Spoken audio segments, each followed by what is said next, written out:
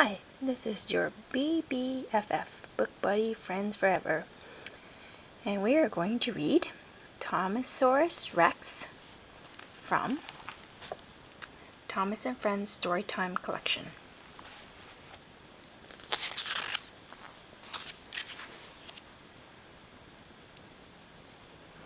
Thomas puffed into the yard after a long day. He saw James and Gordon talk together. When he stopped at the water tower, he could hear everything they said.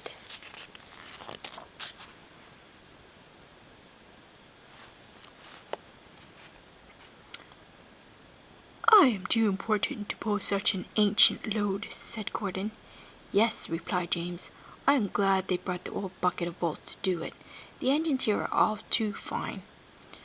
"I'm surprised he can do anything. He is so old."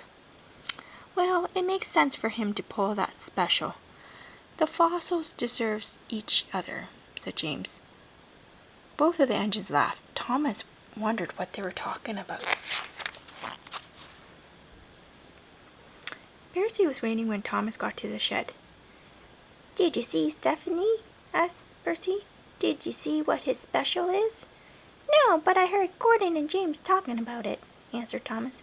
"They said it was a lot of old junk." "I think it's kind of neat," said Percy. "Don't let them hear you say that," said Thomas. "They'll tease you too." Thomas said Stepney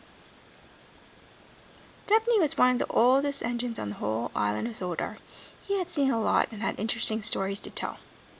Thomas's favorite story was about Sir Topham Hatt as a little boy.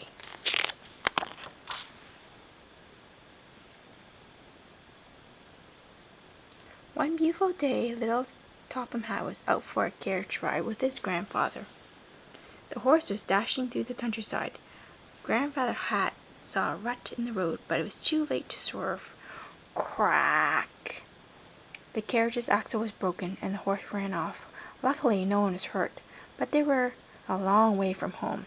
Just then, Stepney, a brand new engine, came jogging by. He's pulling a load of coal, so he didn't have any passenger coaches. There was only one thing to do. Topham Hatt and his grandfather crawled up on top of the pile of coal, and off they went.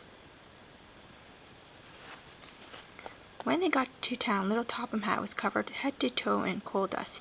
He was very dirty, and so was Grandfather, so Mother couldn't be cross. They both laughed and even had their picture taken. Thomas always liked that story, and Percy liked it too. It made him laugh to think that Sir Topham Hatt was ever that dirty.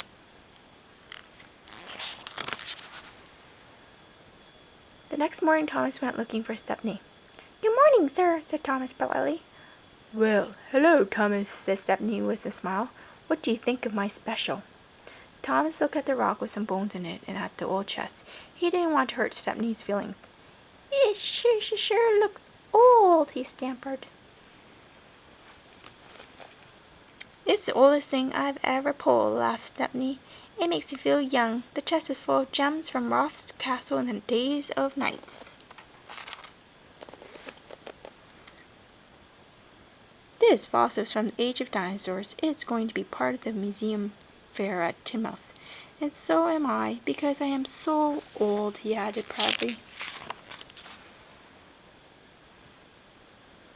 Thomas thought the things seemed pretty interesting, but he remembered Gordon and James saying they were junk. Thomas didn't know what to think. Just then Sir Topham Hatt came to see the engines. "Stepney and his special must go to Teignmouth for the museum show," he said. "But the hill to Teignmouth may be too steep for Stepney with that valuable special, so someone will need to help push from behind."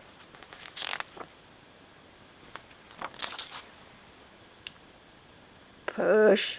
I would not push a special made of solid gold," said Gordon, "let alone that pile of junk. I only pull specials, important ones at that." "I don't think we should have to push that special, sir," said James. Thomas did not want the others to tease him, but he saw that Stepney looked sad, that no one wanted to help him.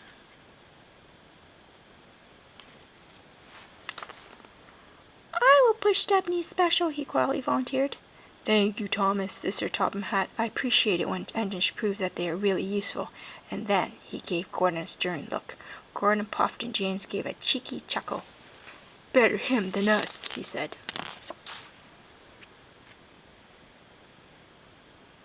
Thomas pushed the special out of the yard. He heard James call out, "Don't let them mistake you for that old junk and send you to the scrap-yard."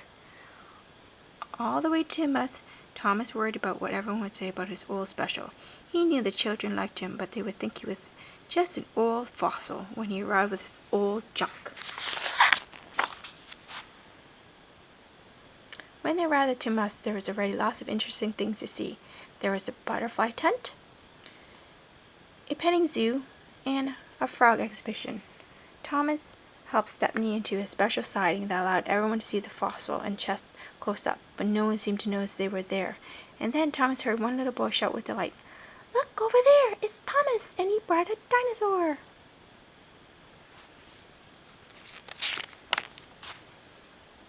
Soon Thomas and Stepney were surrounded.